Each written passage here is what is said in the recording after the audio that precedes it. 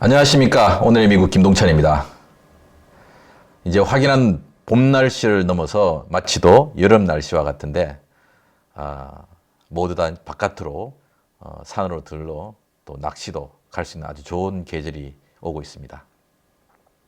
그런데 세계는 여전히 계속 분열하고 전쟁도 일어나고 좀 문제가 많습니다. 그리고 그거로 인해서 우리가 기름값도 올라가고 여러 물가들이 들썩거리면서 오히려 미래가 어떻게 될지 상당히 불안한 그런 시기에 살고 있습니다. 세상을 보면 여러 공동체들이 결집하고 서로 도와주고 그러던 시절이 좋은데 지금은 공동체가 자꾸 분열이 되고 또 같이 살던 사람들도 싸우고 뭐 이런 일들이 발생을 하고 있습니다. 참 안타까운 현실인데 인류가 지구상에서 번영하고 잘 살기 위해서는 서로 돕고 공동체를 강화하는 그런 모습이 필요하지 않을까 이런 생각입니다. 그런 의미에서 오늘은 공동체의 분열 그리고 결집에 대한 조건 이런 부분에서 말씀을 드리고자 합니다.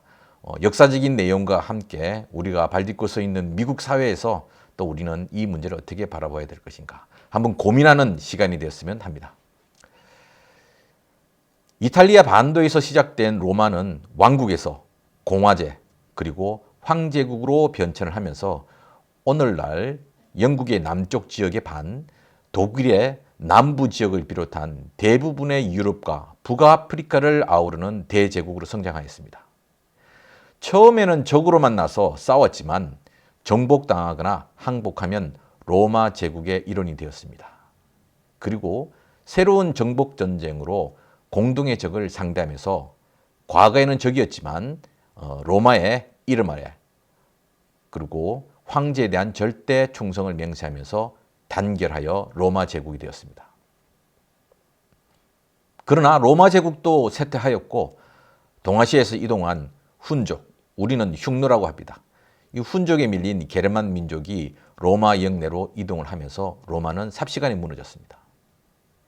그리고 그 자리엔 새로운 제국이 나타난 것이 아니라 문화적, 언어적 공통성을 유지하던 집단들이 전쟁을 하면서 서고트 왕국, 그러니까 오늘의 스페인에 해당되고 동고트 왕국, 이탈리아에 해당되고 반달 왕국, 아프리카 북한에 해당되고 부르근트 왕국, 남프랑스 지역, 그리고 앵글로색슨 왕국, 오늘의 영국 이렇게 분열이 되었습니다.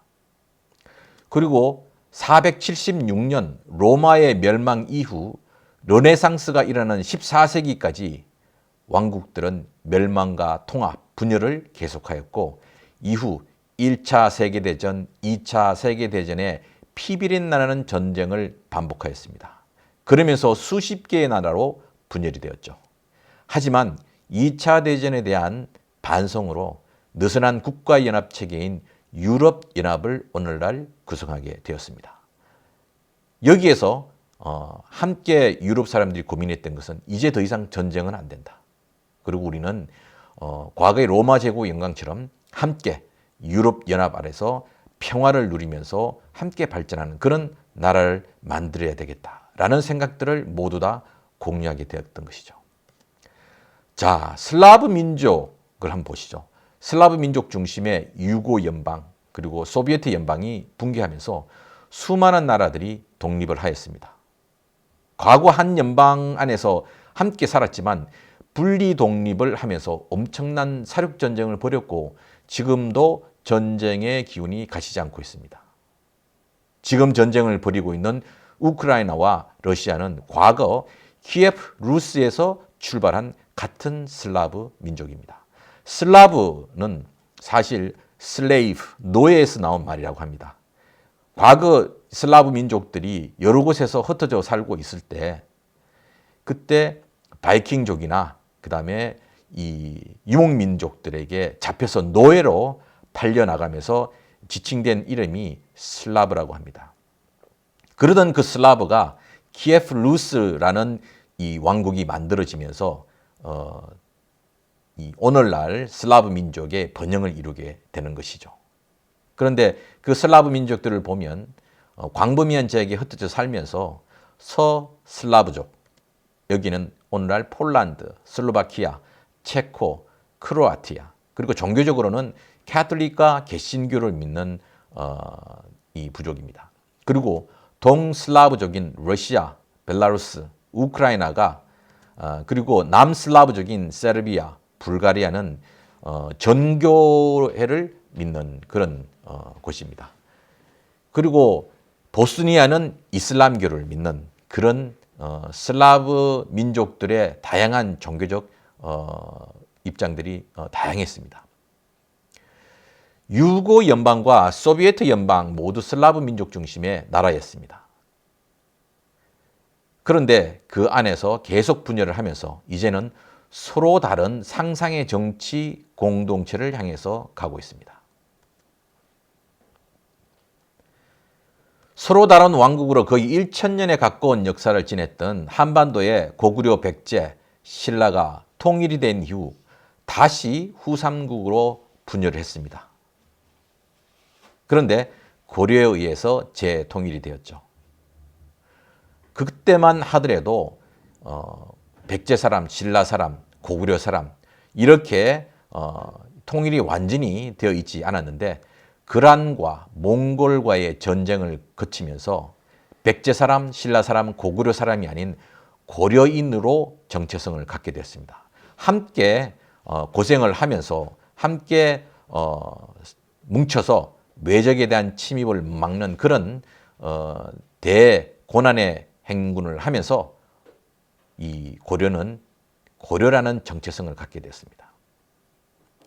그리고 몽골과의 전쟁으로 피폐해진 고려의 재건을 위한 정체성 확립으로 이규보가 동명왕편을 썼고 이후 이승휴가 왕이 올바른 정사를 펼치게 하기 위해서는 제왕운기라는 그런 역사가 필요하다 하면서 역사서를 바치면서 한반도인들은 단군의 민족이라는 정체성을 공유하게 되었습니다. 그리고 이것은 조선 왕조에서 더욱더 뿌리를 내리게 되었습니다.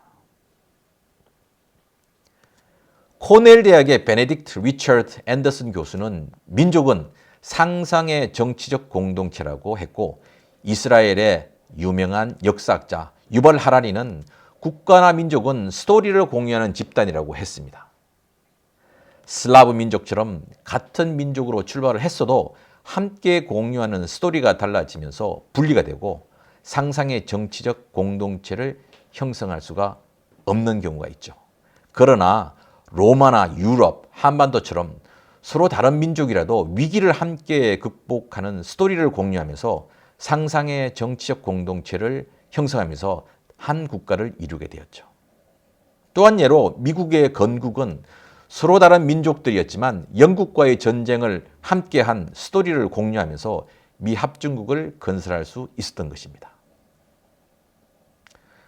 그러나 초기 백인 중심으로 공유되었던 독립전쟁의 스토리 공유 이후 해방된 흑인들 그리고 새로 이민 온 남미와 아시아 지역의 이민자들은 미국 건국의 스토리 공유를 통한 상상의 정치적 공동체를 형성하지 못하고 있습니다.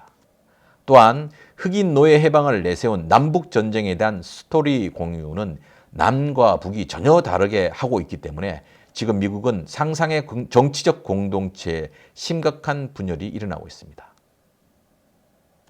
그래서 지금 미국에서 일어나고 있는 백인 민족주의 이념화가 아주 두려운 미래를 보여주는 것입니다. 그래서 우리는 미국의 가치인 천부 인권에 바탕을 한 민주주의와 인권을 실현하는 과정에 대한 스토리 공유를 통해서 더욱더 발전된 문명, 앞서가는 문명의 미국이라는 상상의 정치적 공동체로 결집을 해야 할 것입니다. 그것은 동등한 대우가 더욱더 필요한 소수계, 우리와 같은 소수계가 강력하게 미국의 가치인 민주주의와 인권을 발전시키는 노력에 선봉해서야 가능할 것입니다. 그래서 소수계인 우리는 유권자 등록과 투표 참여를 선택에는 필수로 해야 됩니다.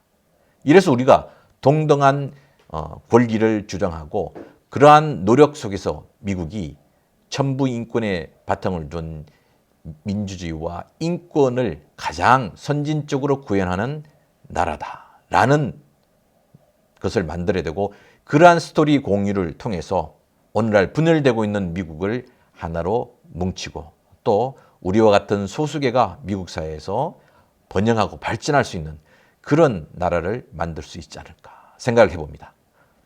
상당히 역사적이고 철학적인 내용이지만 오늘날 이 혼란스러운 사회와 미국에 살고 있으면서 한 번쯤 우리의 후대들을 위해서 이런 고민을 해보는 것들이 어떨까 합니다.